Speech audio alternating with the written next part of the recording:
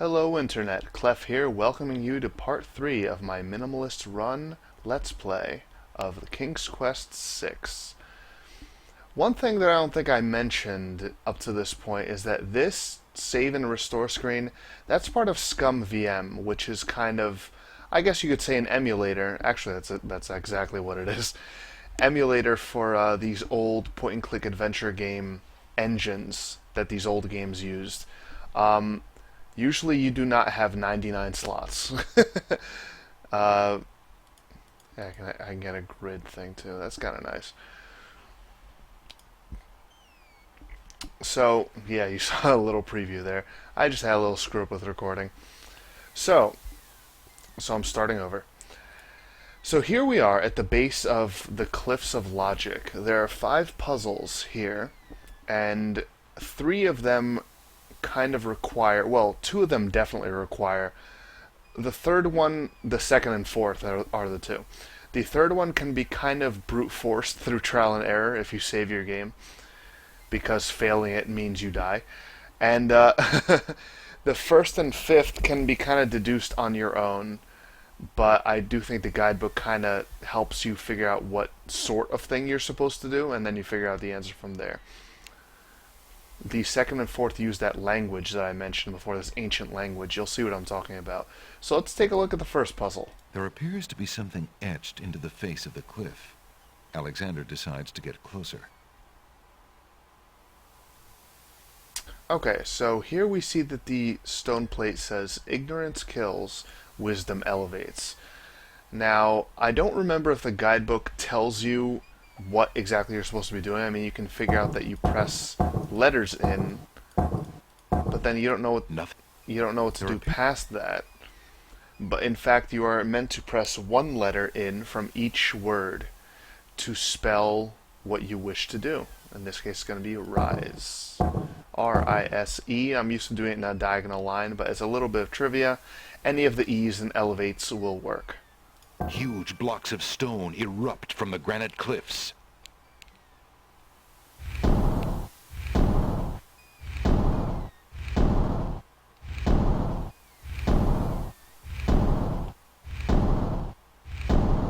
Alexander stares with wonder. That's quite a way to welcome a guest, if indeed it is a welcome. That's a good point. Now, I noticed this glitch during my little mess-up run. It stays stuck on the crown icon for some reason. I don't know why. So, at this point in the game, there's an Easter egg, which I'll be showing you. You have to click on each step individually to go up. If you misclick, you will fall. If you fall any higher up than this screen, you will die. But it's safe here. He just falls and gets hurt. And if you make him fall 3 times in a row, Alexander will break the 4th wall and ask you to stop. So let's see.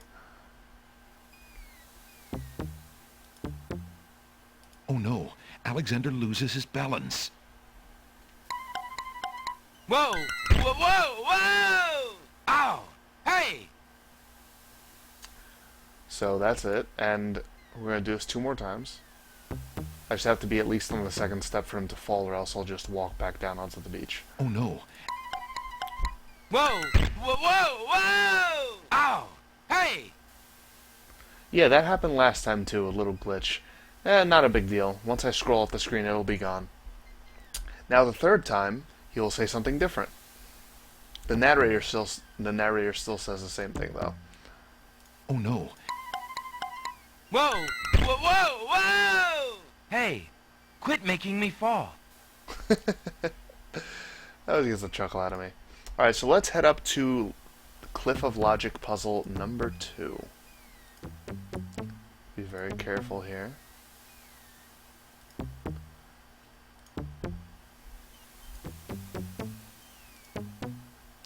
Although if I die because I screw up clicking, I will go ahead and I won't edit it out. I'll just keep going. I'll restore and just rush through the parts that I have to redo. So, a little bit of trivia. Either the eye or the hand will activate these puzzles, so Alexander examines the strange etchings in the face of the cliff. Okay, now if you get up to this part of the game without knowing that the copy protection is here, you'll be looking at this and be like, what the hell does that mean? So you can see up top it says, a master of languages will blank. It's a 4-letter word. They're nice enough to give you 4 blanks there to kind of signify that. But you need the guidebook to know what letters these symbols represent. There's actually 26 of them, I believe. And it's a simple enough cipher that each of these symbols represents a letter. Now, you have no way of knowing which symbols represent which letter without the guidebook. So I'm actually referencing where I wrote down the solution to this puzzle and the other one that uses the language many, many, many years ago. I still have the image file of a picture I took with a digital camera of a page of notebook paper where I wrote the images down. In fact, I might include a link to it in the description of this video, just so you can look at it. And you can see I kind of have nice handwriting, and I tried my best to make the symbols look accurate. So in this case, the answer is a Master of Languages will soar, and also a Master of Languages, which you will be if you have the guidebook. So let's spell soar with these symbols. S, O, A, and R. The stone beneath Alexander's feet trembles as more steps emerge from the granite cliffs. Like the screen shaking effect.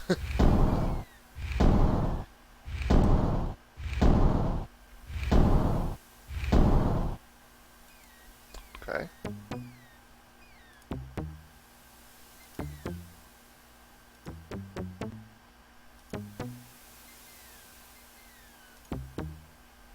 I'm always nervous about misclicking over here, even though it's fairly simple to do.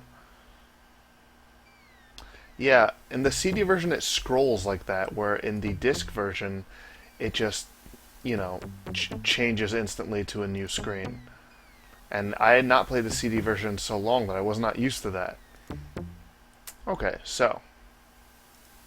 Alexander examines the strange etchings in the face of the cliff. As you can see, this one's a little different. Now, this one, unlike the second one, if you screw up on the second or the fourth one, the ones that use the languages, nothing will happen. If you make a mistake on this one, you will die. The step underneath you will recede back into the cliff face, and you will fall to your death.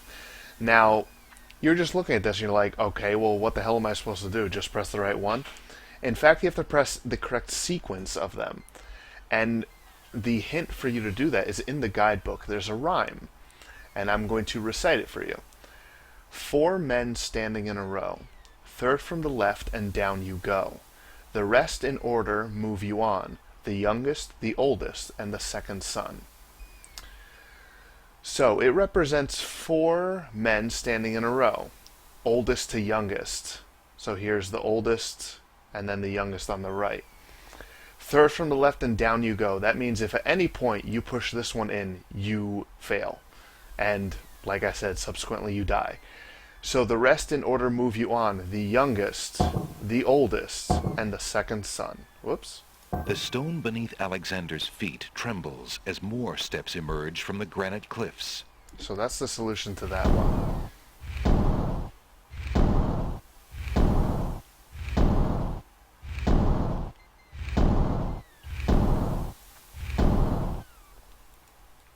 Very carefully. I don't know, maybe it's just memories, but I always have kind of an anxiety attack doing this part. I'm always kind of freaking out that I'm going to fall to my death. Even though I very rarely misclick hastily. I like the scrolling. I'm so not used to that.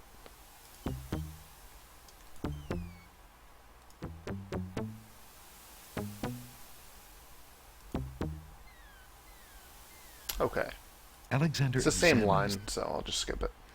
Now this just says Sacred 4, and it's got the same set of symbols. Now the symbols represent letters, but they also represent concepts or things, And so you need to read the guidebook, not just look at the letters, because this isn't a simple word puzzle where you're guessing a word, but you have to read about for the winged ones, which are the people who live here and the ancient people who put these puzzles in place. There were 4 things that were sacred to them, and those things are azure, which is represented by this, tranquility, which is represented by this, caterpillar, which is that. You can kind of see why that's caterpillar. And then air, which I'm looking for. I'm looking at the symbol of... Where are you? There you are. The stone beneath Alexander's feet trembles as more steps emerge from the granite cliffs. Now, azure, tranquility, caterpillar, and air. I'm going to do a little explanation for that because it'll be kind of awkward to put the pieces together later because it's just during a cutscene and I can't really pause that easily. Azure is what the name of the Lord of this area is called, Lord Azure. Tranquility, it's just kind of, you can understand tranquility, it's just like a general concept. Caterpillar becomes a butterfly, and these are the winged ones. They look basically like people with angel-like wings. And then air, obvious, the flight, you know. So that's why those are the sacred 4 concepts to these people. My mouse acceleration is freaking me out a little bit. See, I went flying right past. The 5th puzzle is like the first puzzle, except more difficult. So let's head up for it.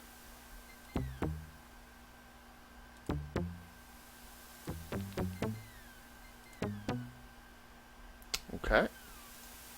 Alexander examines the strange etchings in the face of... I've been moving quickly enough that he's never wobbled on the steps, but if you hang out on one step too long, he begins to wobble. And it happens more often if the speed slider is up, which can make it kind of annoying, so I'm glad I turned it down a little bit. So this is basically the same deal. Oops. All silent cry the noble boulders. So something that has to do with going up, like rise. In this case, the answer is ascend. So we have A, S, C, E, N, D. The stone beneath Alexander's feet trembles as more steps emerge from the granite cliffs.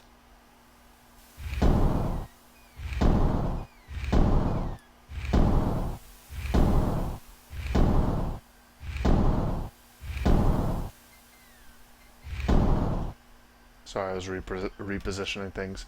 Basically, getting rid of the my little overlay for the image because I don't need it anymore.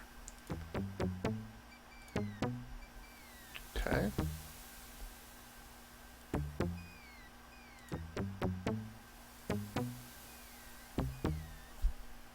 And here we are at the top. Alexander finds himself, finally, at the top of the cliffs. Exhausted, he steps over the lip of the plateau and stands. Why do you make such an effort to climb the cliffs, young man? The winged ones who live on this island have the power of flight. You could have it too, if you'd only eat a berry from this magical flying nightshade bush.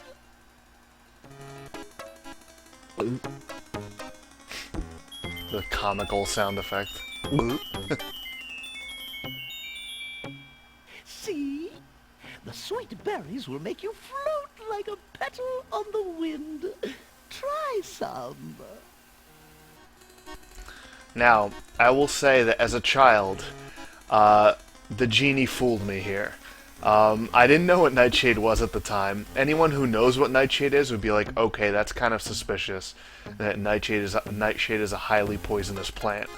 There's not many real-world references, you know, because this is obviously a fantasy setting, but let me turn the music down for just a moment. But yeah, that did trick me because I was like, hey, you know, she's flying, you know, but she's flying because she's the genie and the genie can do that.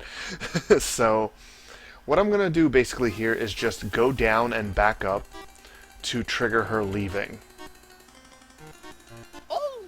fine. Stay tied to the ground like a load of lead. See if I care. You human. How odd. The old woman just disappeared in a cloud of smoke. Perhaps those berries are even more powerful than she led Alexander to believe. I kind of like that little bit of narration. Now, fortunately, the game does not force you to deal with the logic cliffs again. Alexander climbs carefully down the long face of the logic cliffs. Yeah, you just go instantly here.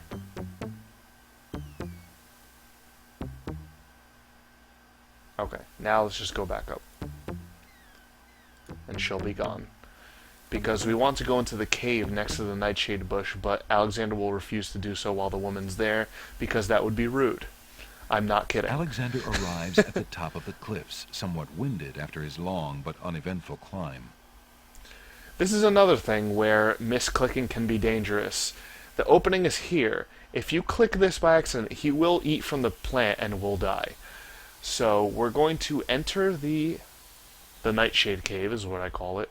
Alexander crawls through the small opening in the rock. I did turn the volume up this time, didn't I? Okay, good.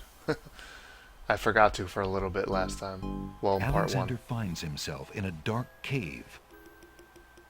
Okay, so normally you wouldn't be able to go anywhere from here, except that we have a tinderbox. Alexander takes the candle from his tinderbox and uses the flint in the box to light it. Now we can see the opening here. We'll go into a second chamber in the cave. Alexander crawls through the opening in the rock.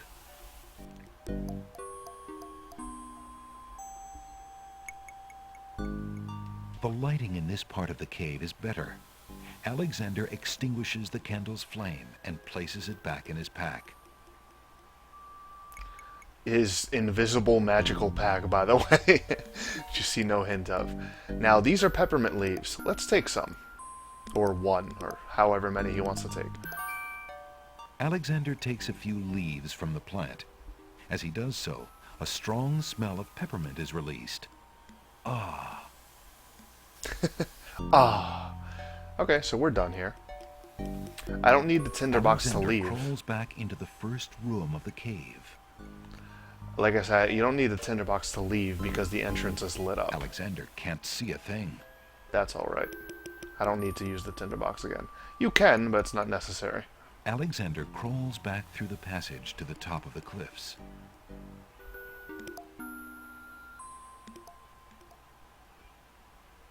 Okay, we're about to trigger a fairly long cutscene, so I'm not going to be talking too much. So just enjoy.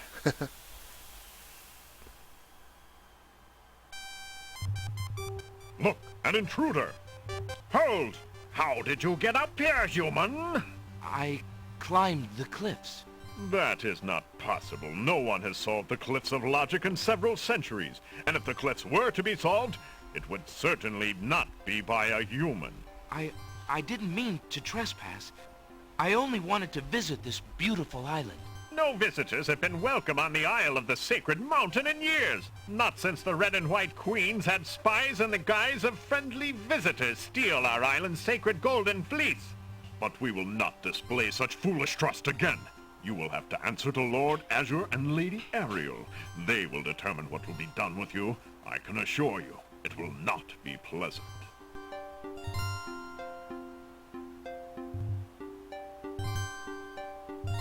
See, they mentioned more theft, this time by the Red King Queens. The Red Queen and the White Queen. With what trickery did you master the cliffs of logic and reach the city of the Winged Ones? Only the magic of clear thought, my lord. I meant no harm. The cliffs of logic. It is the sacred oracle's prophecy, Azure. Yes, Ariel. It is lucky for you, human, that climbing the cliffs of logic is part of a prophecy that I cannot ignore. We have just been ordered by Wazir Al-Hazred himself to dispose of any strangers that might land on our fair isle. But the prophecy would have a different fate befall you.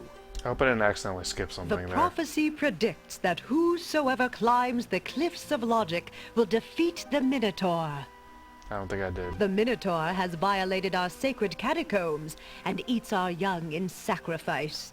Our own daughter, Lady Celeste, was taken there only this morning as his most recently demanded offering.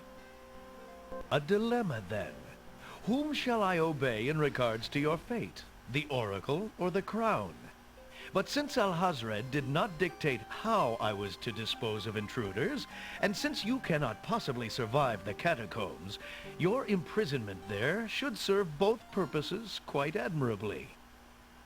I will not resist you in this, my lord. I shall do my best to save your daughter. First, I must tell you that the catacombs are a labyrinth of rooms, a place of exceeding danger. You will need many tools and clear wits to survive it. I am ready. Very well. My guards will take you there now. You seem courageous enough, but the catacombs will determine how brave you really are.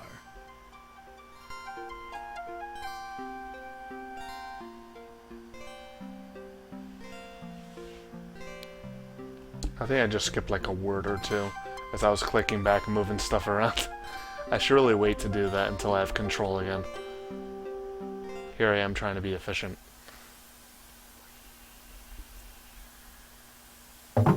Why did you tell Lord Azure you were ready and willing to face the catacombs? No one is ever ready, and only a fool could be willing. And you are far wiser, I suppose, to leave a maiden to die? To not fight this plague on your own people? Bravery and suicide are two different things, human. You will have a chance to renounce your choice soon enough, when you lay trembling under the Minotaur's hooves. We shall see. Thanks for the escort. We only escort you to your death. May the fates make it quick so that you do not have to scream long.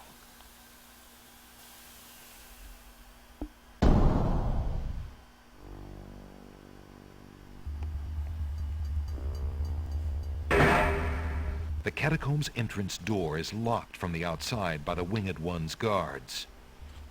It seems that leaving the catacombs by that door is not an option. Alright, so this is a pretty good milestone.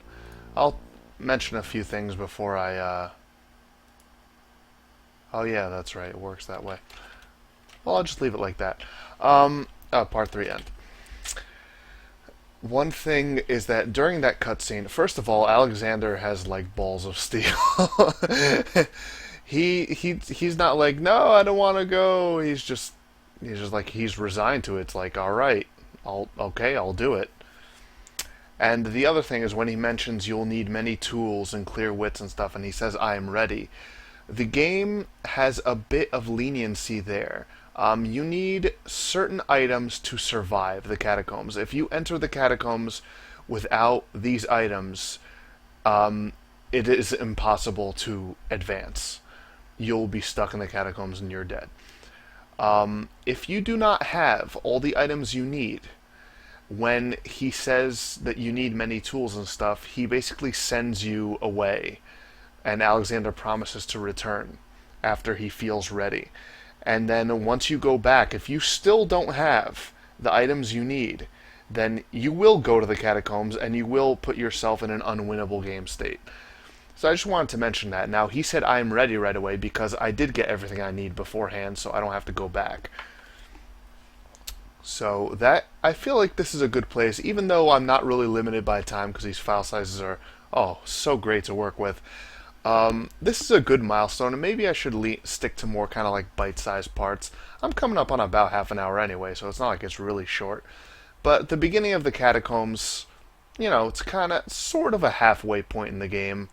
Not quite, but it's a significant chunk of the game done. So I'm just going to go ahead and save, and that's going to be part 3. And, let me do that. Actually. Oh, that's good, because it actually silences the game so I can speak. So I'll just leave it there and close out the part with that open. Feel free to like, comment, and subscribe. I hope you're enjoying watching this trip, this minimalist run where I do only what's absolutely necessary to complete the game. And I hope that you will be watching and checking out part 4. See you there.